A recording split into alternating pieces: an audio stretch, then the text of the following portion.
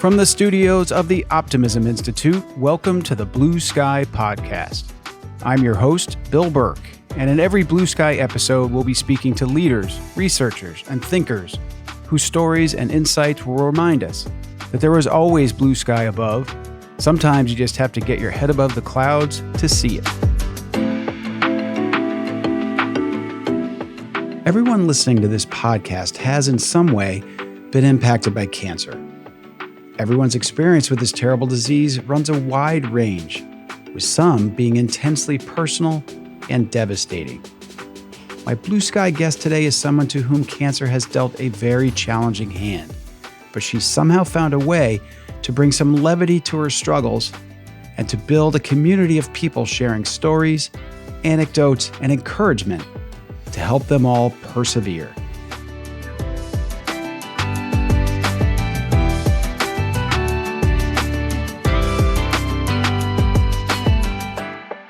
Olivia Clarke is the founder of Humor Beats Cancer, an organization and movement that you'll learn more about in this episode.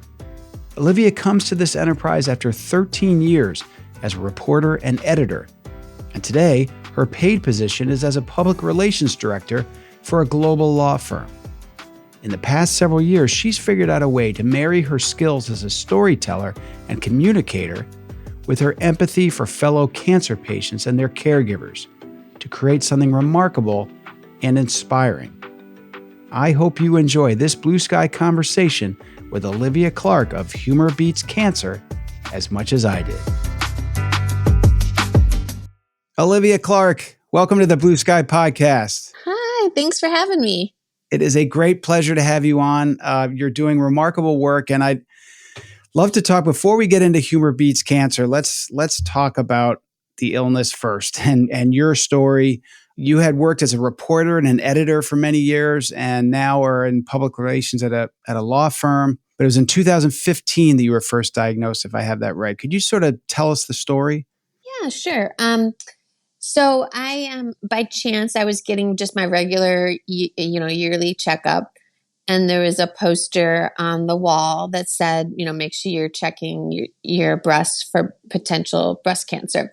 And for some reason, that just resonated with me. And so I checked and I found what I thought might have been a tumor on my left breast. So I went in, still not even thinking anything of it. And so right there, I had the breast surgeon looked at what was going on, and she felt something too. And so then it got very much fast forwarded in one day. Then I'm getting a biopsy right then. And then I'm getting there just was one thing after another. Yeah. And so they discovered I have, for the first time around, it was a stage 2 breast cancer in my left breast. Okay. And that followed with chemotherapy, radiation, as well as reconstruction and taking out on my breast on the left side, and then reconstructing that. So it was a lot, and it happened pretty quickly. Just in terms of they got me through the process pretty quickly, so that was good. And so at one point in that first process, you were declared cancer-free. Yep, I was cancer-free from 2015 to 2021, I think. Wow. And then it came back with a vengeance. And I was diagnosed with stage 4 metastatic breast cancer, which means that it spreads all over to all the various organs. And so that's where I'm at today. And I'm just on various types of chemo. When one doesn't work, we move to the next one, and we just keep moving and moving and moving. So with the exception of that break, you've been treated since 2015. And where in there did you latch onto this idea that humor was an angle? Yeah. Everything so far does not make one think of humor. Where and how did you come up with this idea that humor is one of the ways to help get you through these sort of things? Yeah, it ended up being just sitting in. You do a lot of sitting and waiting for doctors and nurses and just different people in the medical profession, because there's so many of us and not enough doctors and nurses. So while I was sitting in waiting rooms, I would notice just things that you could either get upset about or you could laugh at. And so I would kind of in my mind be like, I would laugh about it.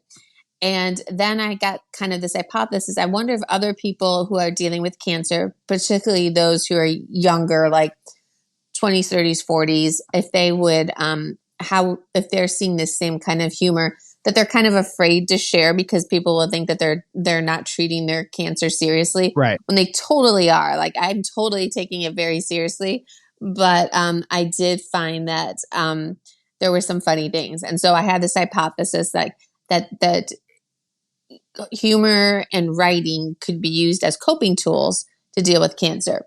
And so I know, as you mentioned earlier, I come from that journalism background. So writing is often easier for me than speaking out in a lot of situations. Right. So I gave it a try, and I started it in 2017.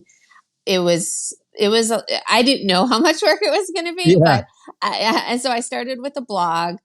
And then I got my 501c3 approval, so I'm an official nonprofit. And then I started really utilizing social media. And I find that so many times, I don't know, so many times people bash social media and say for all of its negativity. And there's definitely negativity and stuff, but there's also a layer of positivity and a lot of, statements and quotes and things like that.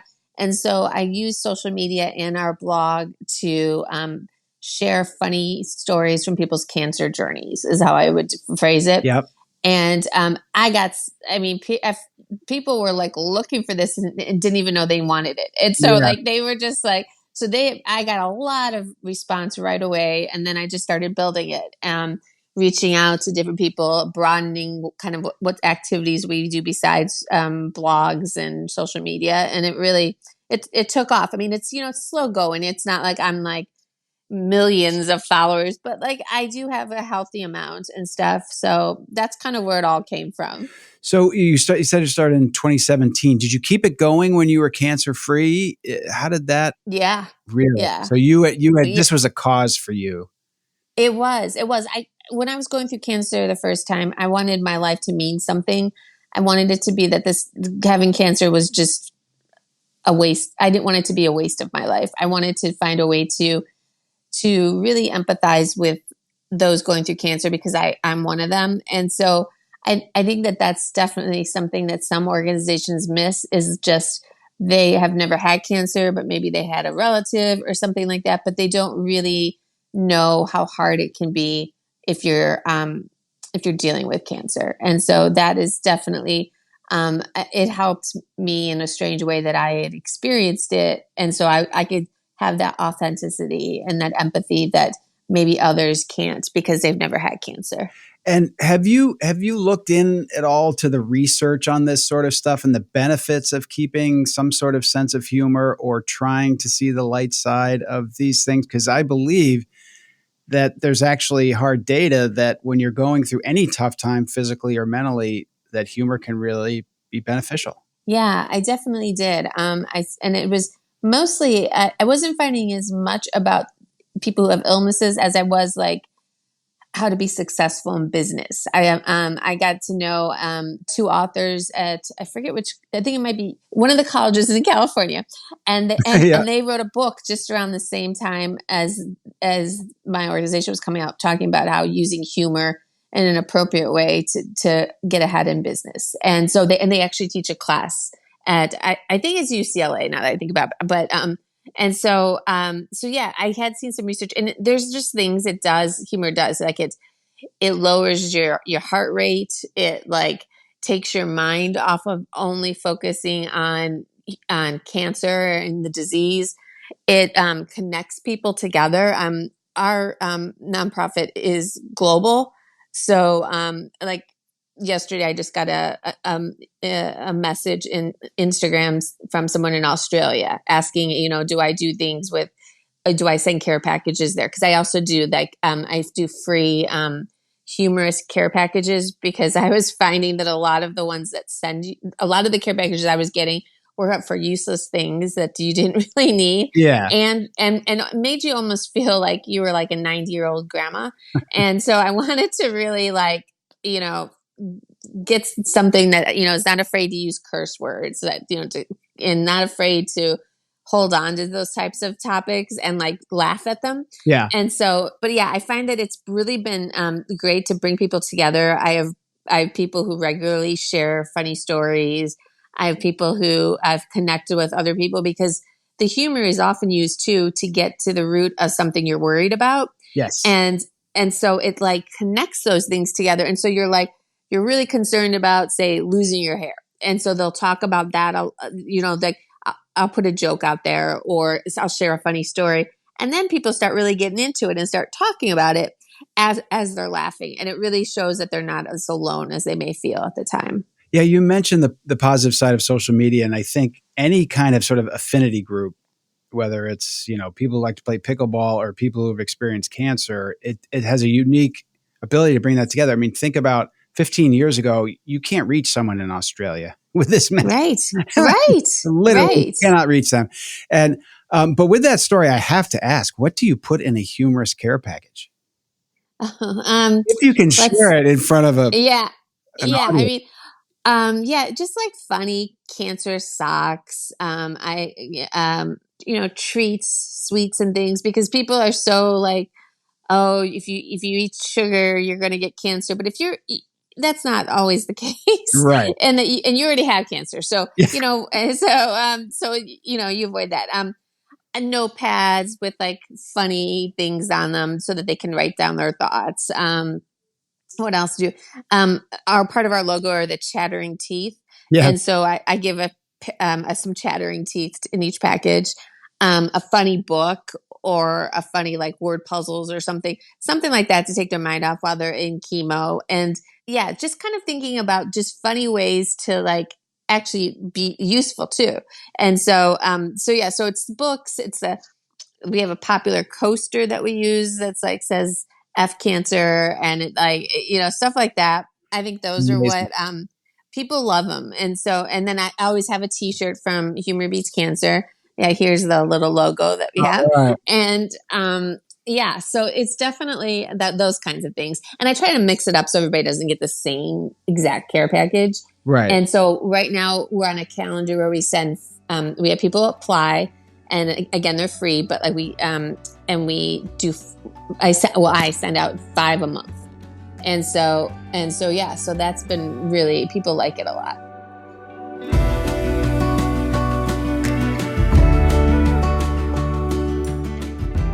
Olivia Clarke has been on the cancer roller coaster now for nearly 10 years. In her matter-of-fact description of all that she's been through and continues to wrestle with, you can hear how tough it's been. And yet somehow she's found a way to bring some light into her life and those of her fellow cancer patients through her remarkable work creating and maintaining Humor Beats Cancer. There's so much to admire about Olivia. I particularly appreciate her saying that she wants her life to mean something. We all feel this to some degree, but few of us are likely to approach this goal with the same level of courage and determination that Olivia Clarke does. And I also liked hearing her touch on the health benefits of laughter, and also how humor can be helpful in a work setting. I know that some lame jokes and wisecracks have gotten me out of some jams and challenges in my own career. Olivia's also made great use of social media, with which you all know I have some gripes. And getting back to our conversation, we'll talk more about the power of groups coming together to tackle life's biggest challenges. I imagine too, and I'd love to hear if I'm right, that another benefit of a group like this is you share these stories and then it's like, oh, I'm not the only one who experienced that. Mm-hmm. I think in life that can be one of the most liberating things, even in the worst of stories, even if it's something you wish no one else had. There's something right. about sharing that. Is that something that you found in your work? Oh yeah, definitely. Because, when it started, part of it was me seeing if this type of humor existed like I have. Because, I've also had people who've reached out to me and said that I see nothing funny with cancer. But then as we get to kind of talking, they realize that some of the things that they were just accepting as what it is are actually kind of funny. Right. I remember one woman saying that she could only see out of one of her eyes because of her treatment. And so the only thing she could come up with was to put a Post-it note because she was at work over her eye. And so that's how she would work and drive home and do all the things until she got her official patch, like from like Amazon or somewhere. Yeah. Right. And so she was one of those people who had reached out to me and said she didn't think of anything funny. And then when she shared that story with me, I'm like, she's like, well, actually, this is kind of funny. And I'm like, yep, that's exactly what we're looking for. And so we shared that story. And so, yeah, it's just it's just looking at this disease in a way because you feel so out of control. Like there's nothing you can control about this disease. It's hard your appointments are kind of set up for you. You're like, you're very much at the mercy of this disease that has no cure. But like if this little thing of like sharing your funny stories or laughing at people who have the weirdest comments they say when they find out you have cancer and stuff, as opposed to getting upset about that, and I can't believe that they didn't understand what to say. We try to, lovingly laugh at them to say, this is just what people say because they're uncomfortable. You're dealing with something that they're uncomfortable with. And also the humor does help those people too. Because if you're like laughing and then they start laughing, then it takes away that stigma that they don't know how to talk to you and that you're the same person you were before cancer. You just now have a disease. You aren't cancer. You are dealing with a disease that is cancer. And so that has actually been really helpful. Yeah, that's amazing. When you were talking before about humor in a business setting, I won't get the quote right, but someone has said that shared laughter is one of the great bonding devices, right? And especially, if you're in a tense business meeting and it's awkward and someone says the wrong thing or things like that, well-timed bit of humor that can break that tension and bring people together. And it sounds like you're definitely experiencing that. Another thought I have is I'm wondering, another group for whom this is all really difficult are the caregivers. Yeah. Everything from family members to nurses and doctors. It's not an easy job to, several times a day or a week that you're giving really bad news or someone doesn't make it or, it's just a really tough job. Do those folks get involved too? Or is your work just with patients? Or can you explain how that all that happens? Yeah. No, it works pretty similarly because they're dealing with a lot of stuff. Yeah. But I mean, they too have the unanswered questions and how long will this be going on and like stuff like that. So yeah, we open it up to them to share stories too. Sometimes who we often get is, or our parents of kids with cancer. And so they'll share their experience. We're not an organization for kids with cancer because of kind of our crudeness and stuff, but we're there for the parents. And so so sometimes they don't have anywhere to go if they're not in a support group, or maybe sports groups just aren't their thing, which is totally possible. They'll share stories too. And it really makes them feel comfortable because they also learn how to talk to people with cancer, but they also learn how to deal with just the side effects and the things that they're helping their loved one with. And so they definitely have some funny stories too. So you personally, Olivia, you have ridden sort of the ultimate roller coaster on this journey. How do you, in addition maybe to humor, how do you do it? How do you keep this? I'm sure you have your darker moments, and I'm sure the tough news gets hard. But how do you do it? I don't know. I've always been a very strong person, and to get through things throughout my life. But I think I tend to lean on the side of optimism. And when I was in college, email was just coming up and being a thing, which shows how old I am. But yeah, and so I would end my emails with idealist with an attitude, and I don't even know where that came from. I don't know why I use that, but I used it all 4 years. Everybody knew me by that. And I just think I've always been someone who's tried to look at the positive side of stuff or try to keep pushing forward, I think is part of it too. And I think I do that. I mean, I'm lucky to have so many amazing loved ones and friends around me, and that helps. But I think also it's just like having this mindset that you may die of this disease, but you're alive today. And Right. that's kind of how I like to look at it, is like, okay, you're really tired or you've just been through a hard treatment, but at the very least, you did A, B, or C, or you trying to really reframe my mindset and really saying, this is what you're dealt with. Lots of people deal with hard things, and it's really how you react to it. And it's taken me a long time because, I mean, you go through all the things. You go through the why me stuff, and you go through like the why is this person walk away from cancer, and why am I not, and stuff like. You think about all those things, but then there's so many other topics. So like, this person couldn't do this, and they had to move forward. So I think it's really trying to be resilient. I think it's good to have a cause you believe in, like I have with Humor Beats Cancer, and I just think it's good to try to see if it's something you're doing is you're learning from it, or you're becoming a better person. And I think that is definitely, those are the things that really help me get through this. I also am not afraid to talk about it. And so a lot of people at my workplace who've gone through cancer, or people I went to college with and who've gone through cancer, they will, I may not have ever met them or haven't talked to them in years, but we'll connect over this. And so they'll reach out, and I'm there for them anytime.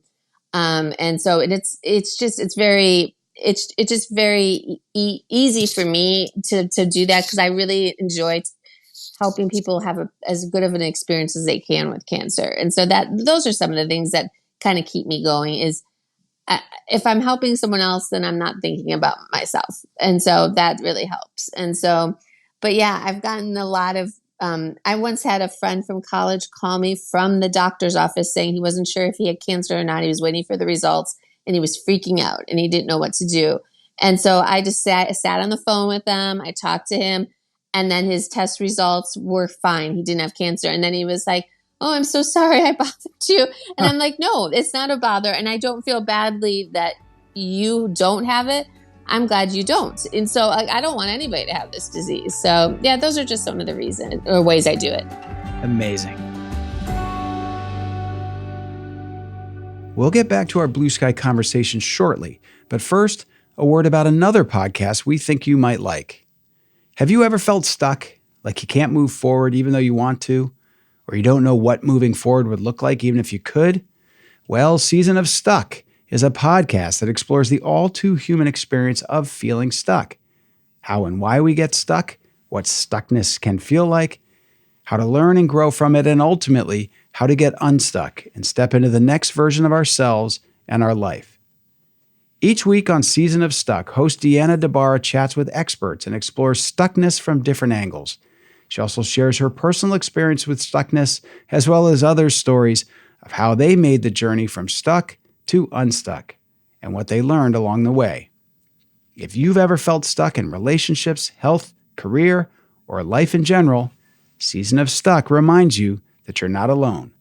Tune in every Tuesday wherever you get your podcasts.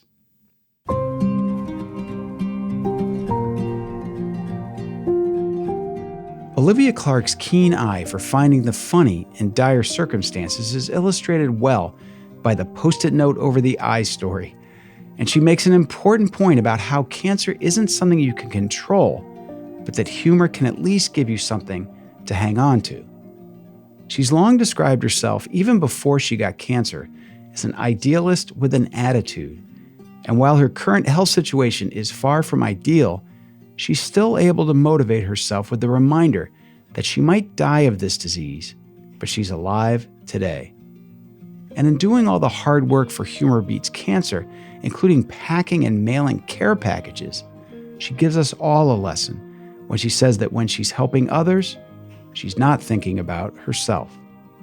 Now, back to our conversation. You mentioned your workplace. I have a few thoughts or questions on that. One is you've decided to keep working. Yeah. I'm sure that this treatments and your illness are very disruptive to that. You must have a great employer. And I'd love to talk just a little bit about that, because there are folks listening who everyone's been touched by cancer somehow, but people who are cancer-free but maybe running a business or working in a workplace. Could you talk about the role of the workplace when someone is going through what you've been through, and maybe what it's been like for you personally? Yeah. I found out, I went on my lunch break to have this initial test, and so they kept me much longer. And so I had to call my boss and say, "Hey, this is what is happening." And as luck or unluck would have it, I started in March of 2015 and found out in May that I have cancer. So I was only at my job for like a couple months. Wow. And so, but everybody was very supportive. The head of, because I work in the business development department, so the chief marketing officer, she had gone through cancer, so she had some understanding of it. And so we started off with just, I would take off Thursday for chemo and then I would take off Thursday for chemo and then work from home on Friday. So this is pre-COVID. Right. So we just worked out a schedule. So technically, and I would get chemo every 3 weeks. And so it worked out that they were flexible with that, and and I was able to keep things going while I was working and getting treatment, because pretty much what I do, I'm fortunate that I'm not like it's not like I'm a chef or something where you have to be where it's at. Right. I'm like I can work from my computer, my laptop. So I did that a lot.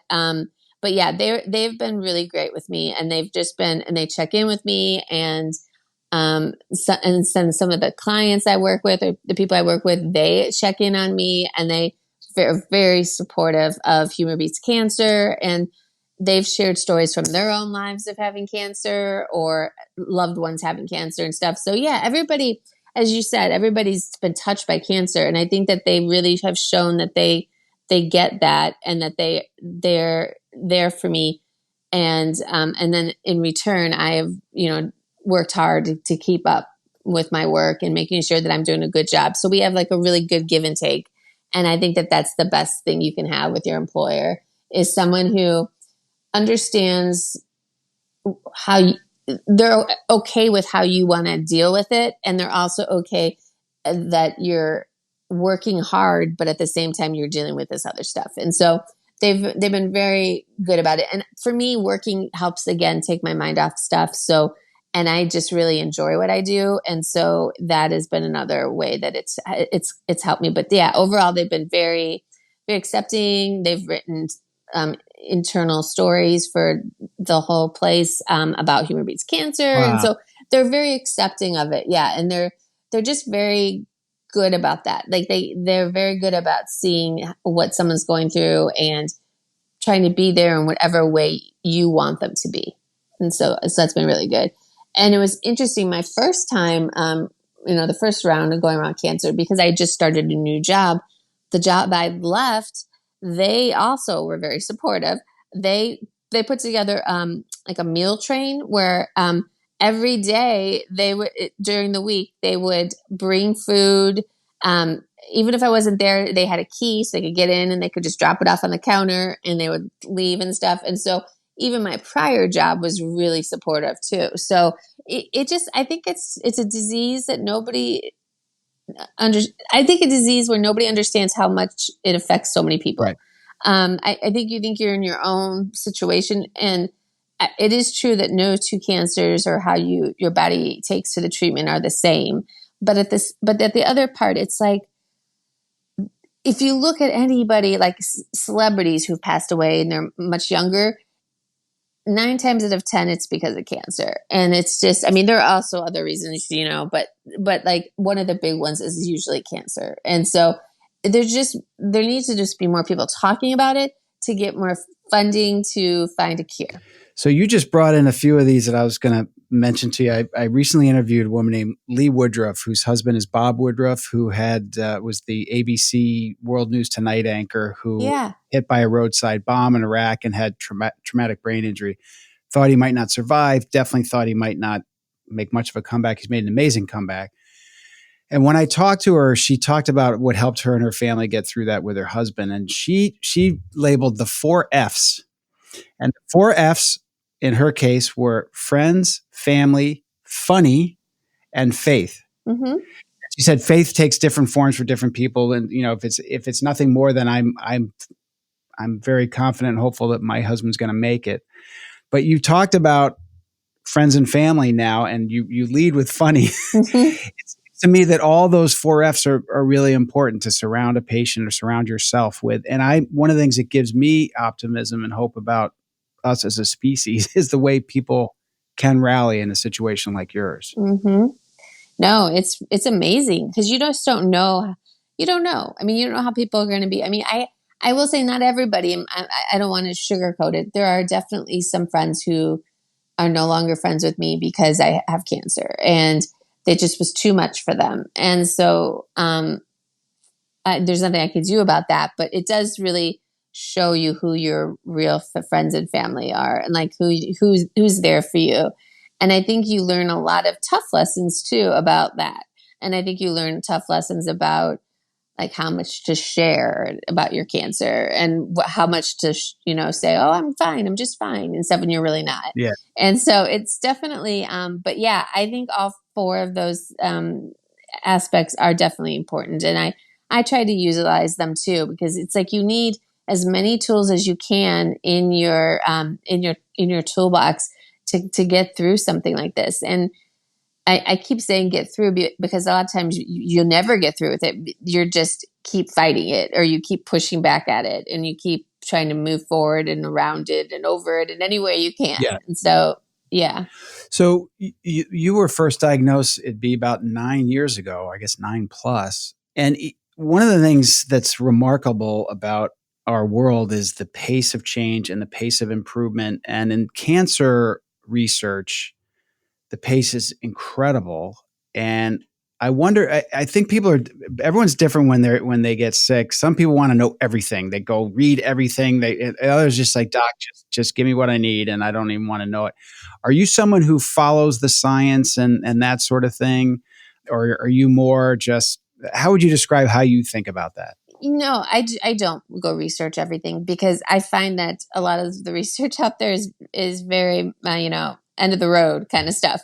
And so, Kind of depressing. yeah. And so I trust my doctors. I ask a ton of questions. I write them down in my notes app of my phone, so I'm ready to go when they're, when the time comes to see your doctor. Because it's often a kind of a faster appointment because you have to see so many people. But yeah, I'm not researching it all. I'm not, I really don't want to know. I really want to believe that I'm going to get past this. I'm going to move forward on it. But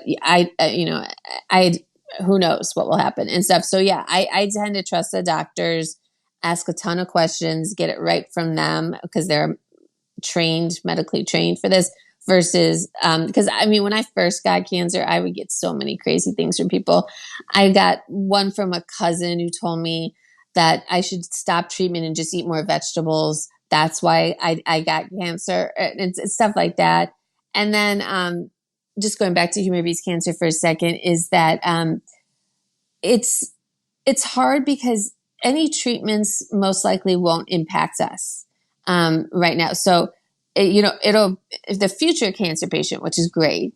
I don't wish this on anybody, but there aren't a lot of organizations that are geared towards today's cancer patient versus like the future cancer. And so I think there's a place for all of us in the nonprofit world or whatever. But for me particularly, I don't focus a lot on like finding the cure, because I don't think that is helpful. I think it makes you feel like you were born in the wrong time period. Like maybe if this, and so I try to keep it more to, well, what can we do now?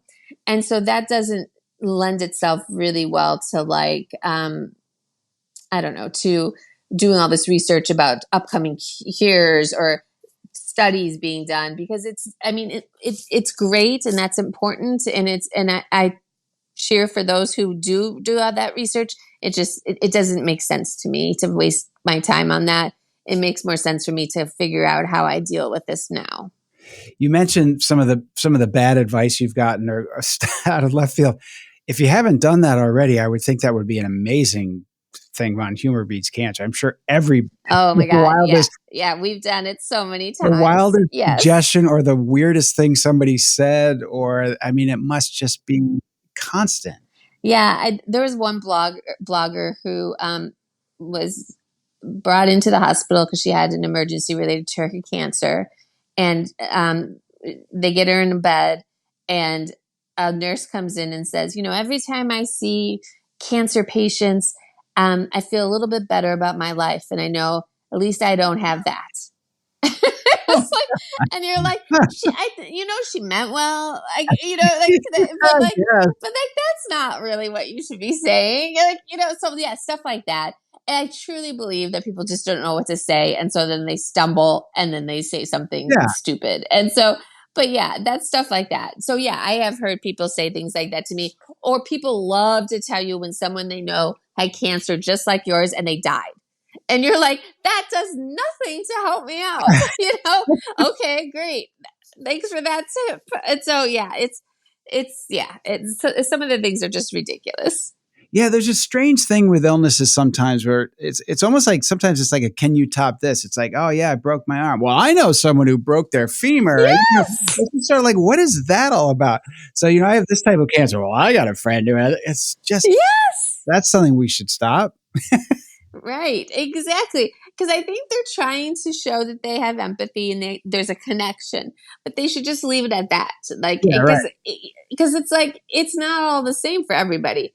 There is this feeling that everybody, well, and like television and books haven't really helped the situation because they really showed in one dramatic way where, someone dies or they go from like being diagnosed to a quick 5-second treatment, and then it's all done, or they're gonna die and stuff. And it's like because you want to get that in that 2-hour movie or whatever. And so that is, they aren't doing us any favors.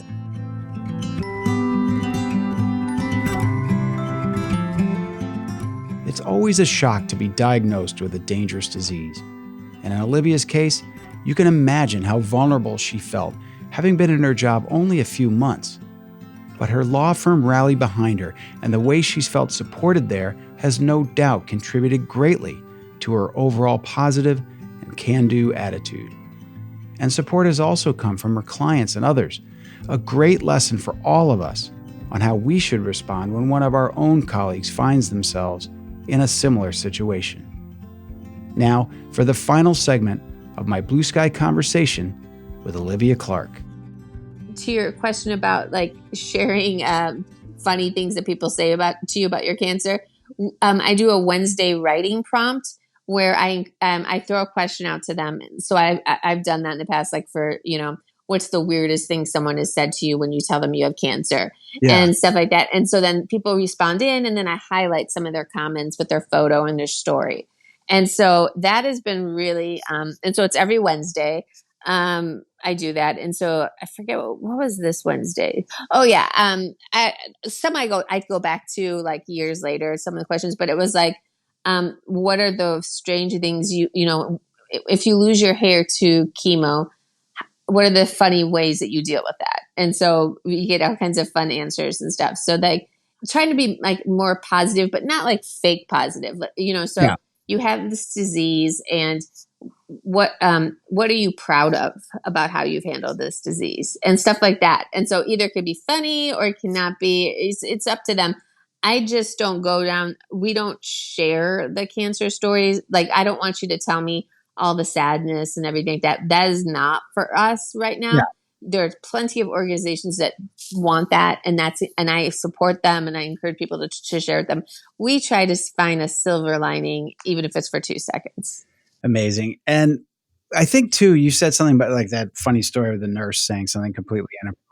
I would think too, as a patient, and I think this applies to a lot of things in life, if you can try to assume good intentions when someone does that, like you said, some people just don't know, and they just, sometimes it's really careless and callous, and you might want to say something or get disappointed. But I would think, and that's where humor would have to come in. You have to just be like, oh gosh, bless their heart, they're trying, Right. Well, and we've like turned the tables on to us too. Like, what are some of the things we say to people that makes them uncomfortable? Like, there's definitely an oversharing that happens because you're so used to talking about it and stuff.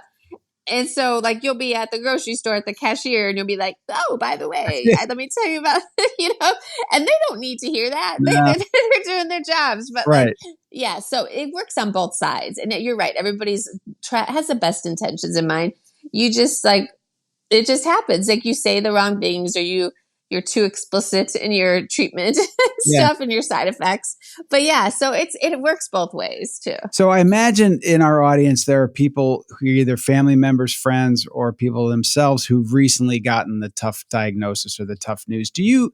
You've been on this journey for 9+ years. What advice would you have to someone in those early stages, the shock, what wisdom can you share with people listening who might be going through that? Yeah, I mean, so if you're just diagnosed, I think it's super sad. And I remember the heartbreak of it when I was first diagnosed. And I still get that, when things change or something goes different, I get down and stuff. I think it's just jot down every question you have about it. And then, so when you go to see your doctor, you have those questions. I would also say that in extreme cases, cancer travels fast, but in most situations, and again, everything's different. And Yep. And I found this super interesting, is that cancer doesn't grow like as fast as you think it does. And so if you're diagnosed, there's a lot of in between space between life and death. And so they need to just try to think of that, like, and think of it in steps. What's the next step? What's the next this? And like that, and to not take it as one big gulp, but take it in steps. And so, okay, so first things first, I gotta get my blood work done. And first, then I've got to find out what kind of treatment I'm going to get. And okay, if you're planning to have children, do I do IVF, and do I, freeze my eggs or something if you're a woman, or an embryo if you're with someone and stuff, like you're married or whatever. And so there's lots of questions you're going to have. And I think that the way to really feel like you have some control over it is to write them down and then ask your doctor, and not be afraid to ask additional questions and follow-ups, and not be afraid to use a lot of hospitals now, things like My Chart. Those are really helpful to, like, see what your appointments are, to look and see. You can look at your doctor's notes. Those kind of things keep you informed of your own body and who you are.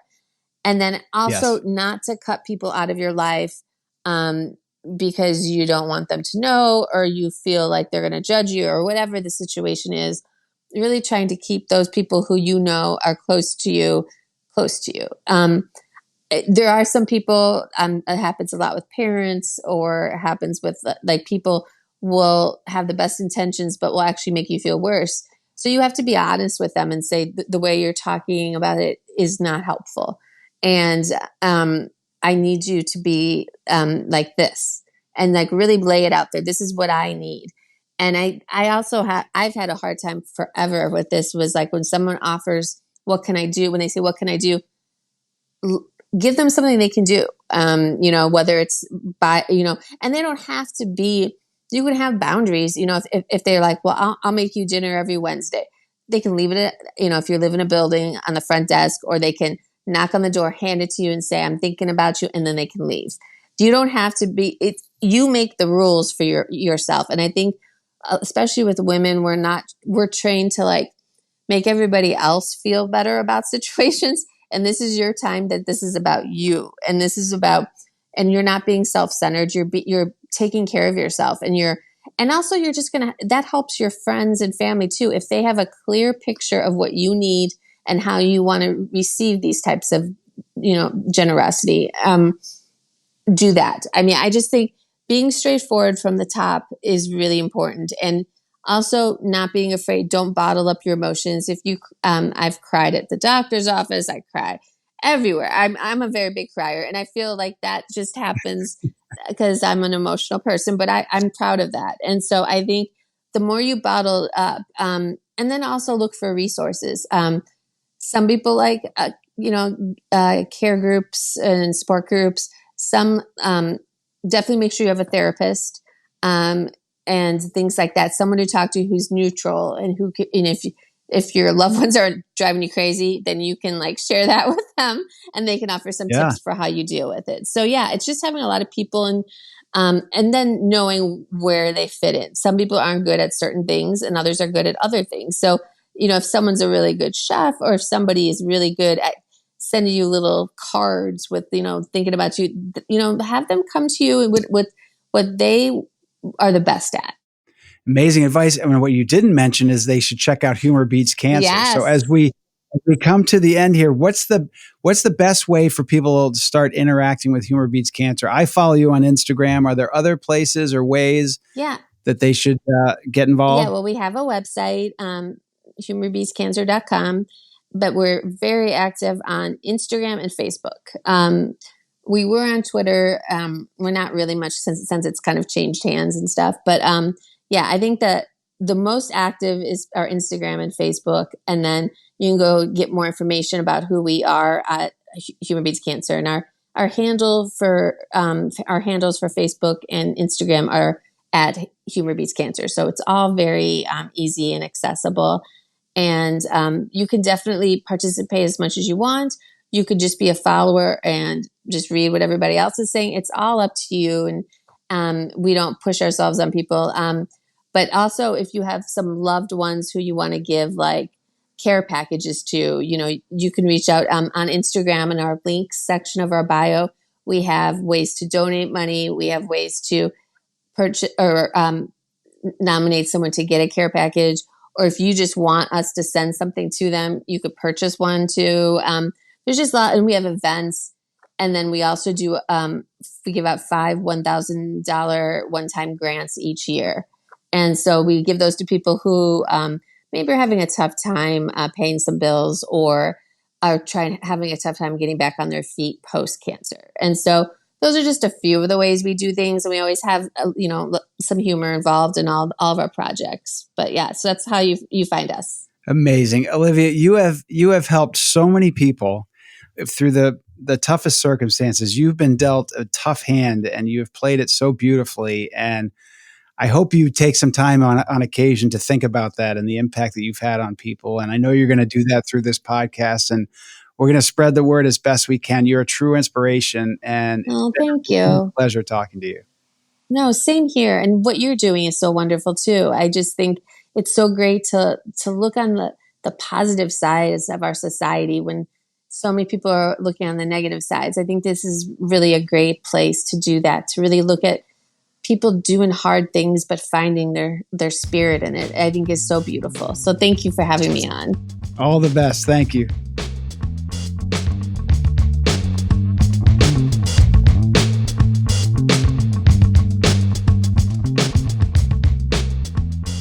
Olivia has approached her work at Humor Beats Cancer with so much empathy and creativity.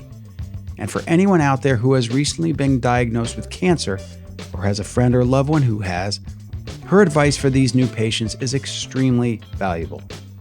And it's refreshing to hear Olivia, after demonstrating just how tough and positive she is, explain that she's also a big crier.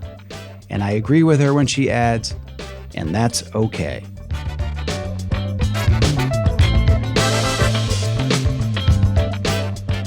I hope you enjoyed this blue sky conversation with Olivia Clarke. Before you go, please leave us a rating review. This helps us make our shows better and also makes it easier for others to find us. While you're at it, you might want to subscribe to Blue Sky wherever you get your podcasts. Sign up for the Blue Sky Weekend newsletter at theoptimisminstitute.com, and of course, follow us on social media. This and all Blue Sky episodes are made possible by the incredible editing and mixing done by the team at Sound On Studios. You can learn more about their work at soundonstudios.com. All graphic design and cover art for Blue Sky and the Optimism Institute are provided by Crush Graphics, and that's Crush with a K if you'd like to check out more of their fantastic work at crushgraphics.com. Until next time, I'm the founder of the Optimism Institute and host of Blue Sky, Bill Burke, and I thank you for listening.